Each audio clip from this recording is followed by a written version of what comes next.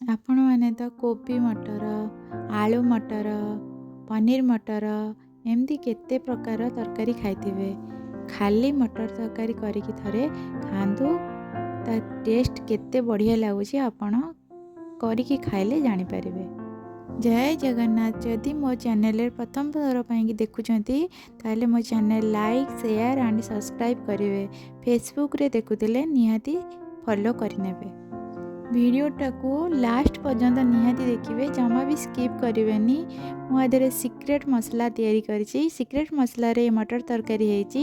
ନିହାତି ଟ୍ରାଏ କରନ୍ତୁ ଆଉ କମେଣ୍ଟ ବକ୍ସରେ ଜଣାନ୍ତୁ। ଦେଖିପାରୁଥିବେ ମଟର ତରକାରୀ କେତେ କ୍ରିମି ଦେଖାଯାଉଛି। ଚାଲନ୍ତୁ ଦେଖିବା ଏବେ ରେସିପି। ମୋ ଚ୍ୟାନେଲକୁ ବହୁତ ବହୁତ ସ୍ୱାଗତ। ଫାଷ୍ଟ ଆମେ କିଛି ମସଲା ପ୍ରିପେୟାର କରିନେବା। ମୁଁ ଗୋଟେ ମିଡ଼ିୟମ୍ ସାଇଜ୍ ପିଆଜ କାଟିକି ନେଲି। ତାପରେ କିଛି 8-10ଟି ରସୁଣ ତା ଦେହରେ ପକେଇଲି। କିଛି ଧନିଆ ପତ୍ର ତା ନାଡ଼ ସହିତ ପକେଇଦେଲି। ଗୋଟେ କଞ୍ଚା ଲଙ୍କା ପକେଇଦେଲି। ଆଉ 2-3 ଚାମଚ ମଟରକୁ ଏମିତି ଗୋଟା ପକେଇକି ପ୍ଲସ୍ ମୋଡ଼ରେ ତାକୁ ଗ୍ରାଇଣ୍ଡିଙ୍ଗ କରିନେବା। ଦରଦର ଖଣ୍ଡା ରହିଲେ ତରକାରୀଟା ବହୁତ ଟେଷ୍ଟ ଲାଗିବ। ପୁରା ପ୍ଲେନ୍ କରିକି ବାଟିବେନି, ଏମିତି ଦରଦର ଖଣ୍ଡ ହେଇକି ରହିଥିବ, ପୁରା ପ୍ଲେନ୍ ହେଇନଥିବ।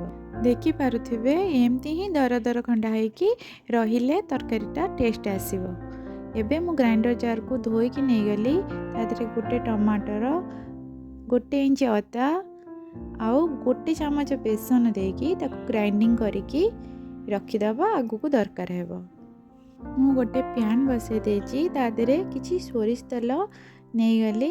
ସୋରିଷ ତେଲ ଜଷ୍ଟ ଟିକେ ଗରମ ହେଇଯିବ, ତା ଦେହରେ ଆମେ ମଟର ପକେଇକି ମଟରକୁ ଟିକେ ଭାଜିଦେବା। 2-3 ମିନିଟ୍ ପର୍ଯ୍ୟନ୍ତ ଭାଜିଦେବା। ମଟରଟାର ଟିକେ ଭାଜିଦେଲେ ତା ଟେଷ୍ଟଟା ଭଲ ଲାଗିବ।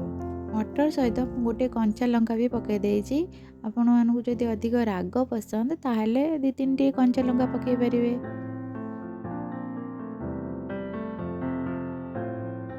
ଦେଖନ୍ତୁ ମଟର ଗୁଡ଼ା କେମିତି ପପ୍ ହେଲାଣି, ମାନେ ଫୁଟିଲାଣି, ମାନେ ମଟରଟା ହେଇଗଲାଣି, କୁକ୍ ହେଇଗଲାଣି। ତାକୁ ଏବେ ଆମେ ଅଲଗା ପ୍ଲେଟ୍କୁ କାଢ଼ିଦେବା। ମଟରକୁ କାଢ଼ି ସାରିଲା ପରେ ଯଦି ଆପଣଙ୍କର ତେଲ ଅଳ୍ପ ଲାଗୁଛି ତାହେଲେ ଆପଣ ଆଉ ତେଲ ନେଇପାରିବେ। ମୁଁ ଏଠି 1 ଚାମଚ ଜିରା, 1 ତେଜପତ୍ର, 2ଟି ଲବଙ୍ଗ, 2ଟି ଗୁଜୁରାତି, 1 ଡାଲଚିନି ଖଣ୍ଡେ, କିଛି ଗୋଲମରିଚ ପକେଇଦେଲି। ଗ୍ରାଇଣ୍ଡିଙ୍ଗ କରିକି ରଖିଥିବା ପିଆଜ ବଟାକୁ ପକେଇକି ଭଲ ଭାବେ ତାକୁ ଏମିତି କଷିଦେବା। ପିଆଜଟା ଟିକେ କୁକ୍ ହେବାକୁ ଟାଇମ୍ ଲାଗେ। ପିଆଜଟା ଭଲକିନି କୁକ୍ ହେଲେ ହିଁ ତରକାରୀର ଟେଷ୍ଟଟା ହିଁ ଆସେ। ପିଆଜ ବଟା ସହିତ ଯେଉଁ ମଟର ପଡ଼ିଛି ତ ମଟରର ଫ୍ଲେଭରଟା ବହୁତ ମିଠା ଫ୍ଲେଭର ହିଁ ଆସିବ ତରକାରୀର। ପିଆଜ ମିଠାକୁ ମଟର ମିଠା, କେତେ ଭଲ ଫ୍ଲେଭର ଆସିବ, ମିଠା ମିଠା ଫ୍ଲେଭର ଆସିବ। ଆପଣମାନେ ଥରେ ଟ୍ରାଏ କରନ୍ତୁ, ଏଇ ଟାଇପ୍ର ନିହାତି ଭଲ ଲାଗିବ। ତାପରେ ବାଟିକି ରଖିଥିବା ଟମାଟୋ ପେଷ୍ଟକୁ ଏଠି ପକେଇଦେଲି।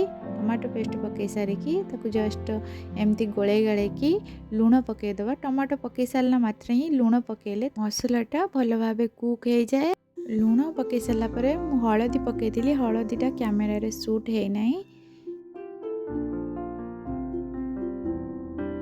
ଟମାଟୋ ସହିତ ବେସନ ବି ବଟା ହେଇଥିଲା, ସେଥିପାଇଁ କି ବେସନ ତଳେ ଏମିତି ଲାଗିଯିବ। ସେଥିପାଇଁ ତାକୁ ଲଗାତାର ଏମିତି ଚଲେଇଲେ ବେସନ କୁକ୍ ହେଇଯିବ ଆଉ ତଳେ ଲାଗିବନି। 2-3 ମିନିଟ୍ ମସଲା କଷି ହେଇଗଲା ପରେ ମୁଁ 1 ଚାମଚ ଧନିଆ ଗୁଣ୍ଡ, 1 ଚାମଚ ଜିରା ଗୁଣ୍ଡ ପକେଇ ଦେଇଛି। ଲଙ୍କା ଗୁଣ୍ଡ ମୁଁ ପକେଇନି, କାରଣ ମୋ ଘରେ ଛୋଟ ପିଲା ଅଛନ୍ତି, ସେଥିପାଇଁ କି 1 ଲଙ୍କା ପକେଇଥିଲି, 1 ଲଙ୍କା ବାଟିଥିଲି, ସେଥିପାଇଁ ଲଙ୍କା ଗୁଣ୍ଡ ପକେଇନି। ଆପଣଙ୍କର ଯଦି ଅଧିକ ରାଗ ପସନ୍ଦ ତାହେଲେ 1 ଚାମଚ ଲଙ୍କାଗୁଣ୍ଡ ପକାଇ ପାରିବେ। ମସଲା ଟିକେ କଷି ହେଇଗଲା ପରେ ଭାଜିକି ରଖିଥିବା ମଟରକୁ ପକେଇକି ଭଲ ଭାବେ ତାକୁ କଷିଦେବା। କଷି ଦେଇ ସାରିକି ମୁଁ 1 କପ୍ ଆଉ ଅଧା କପ୍ ପାଣି ମୁଁ ଦେଇଥିଲି।